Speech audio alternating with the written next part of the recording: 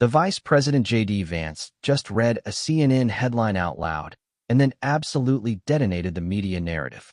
This is the moment the room turned. Watch closely.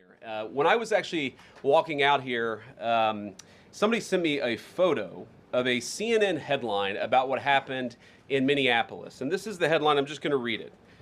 Outrage after ICE officer kills U.S. citizen in Minneapolis. Well, that's one way to put it, and that is the way that many people in the corporate media have put this attack over the last 24 hours. And I say attack very, very intentionally, because this was an attack on federal law enforcement. This was an attack on law and order. This was an attack on the American people. The way that the media, by and large, has reported this story has been an absolute disgrace, and it puts our law enforcement officers at risk every single day. What that headline leaves out is the fact that that very ICE officer nearly had his life ended, dragged by a car 6 months ago, 33 stitches in his leg. So you think maybe he's a little bit sensitive about somebody ramming him with an automobile? What that headline leaves out is that that woman was there to interfere with a legitimate law enforcement operation in the United States of America. What that headline leaves out is that that woman is part of a broader left-wing network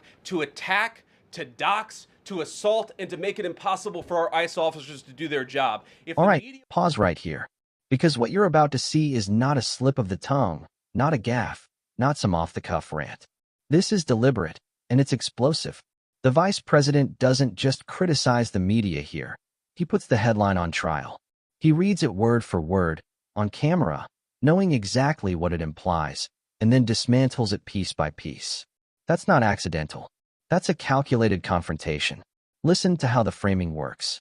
The headline says, outrage after ICE officer kills U.S. citizen. Full stop. No context. No background. No mention of an officer previously injured. No mention of an alleged attempted vehicle ramming. No mention of interference with a federal operation. Just outrage, and a villain already assigned.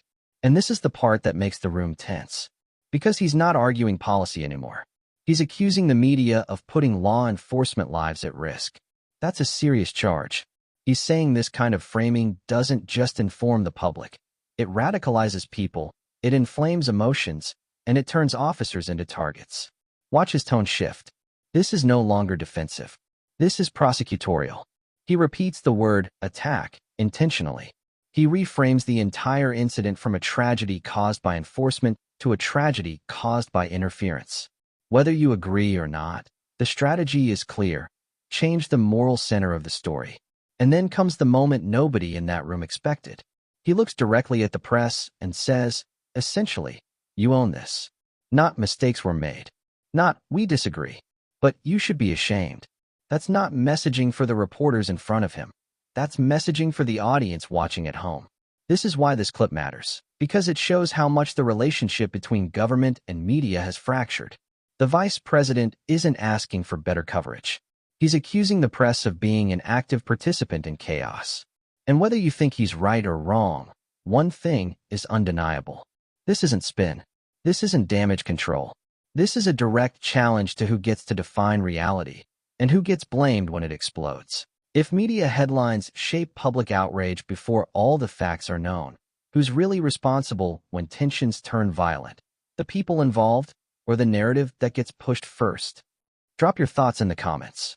Subscribe for more unfiltered breakdowns of the moments the mainstream media doesn't want you to slow down and analyze.